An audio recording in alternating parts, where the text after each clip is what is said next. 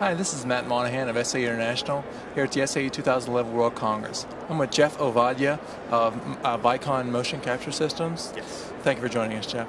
If you could just talk us through a little bit about motion capture is a technology that's been known to be used in the movie and video game industry for years, but how is it starting to be used now in the automotive space?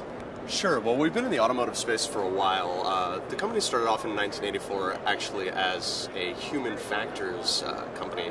So we mostly did human factors analysis, gait analysis. And as things progressed, people from the automotive industry, the engineering industry, and the movie industry walked up to us and said, well, look, you're tracking these markers and you're tracking these people, you're getting skeletal information. Could we use that to study people getting in and out of cars? Can we use that to capture motion for video games, etc.?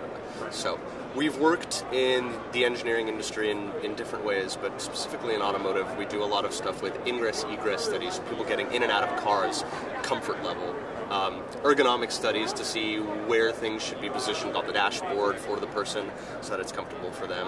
A lot of virtual environment studies where people are actually placed into the cockpit and they're looking for blind spots in the car and seeing what the environment's like. So mostly virtual stuff. We're also here to start showing people that you can do augmented reality studies with this.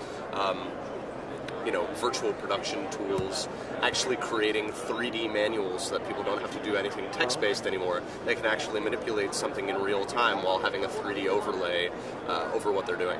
Is that for the manufacturing of vehicles as well? Is that where that comes in? Sure. So manufacturing of vehicles, different parts, looking at people on the assembly line and how they're working. We can actually link things up with eye trackers and other integrators so that we can see where the person is looking as they're manipulating specific objects. Are they focusing on what they're doing?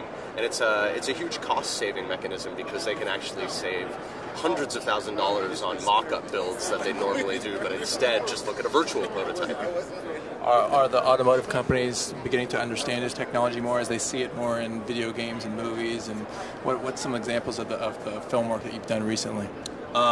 Film work that we've done recently. So we just did Tron, obviously. What else have we done? We did Mars Needs Moms, Christmas Carol, Monster House. We just did a lot of video games recently, Gears of War, God of War 3, Modern Warfare 2, Call of Duty.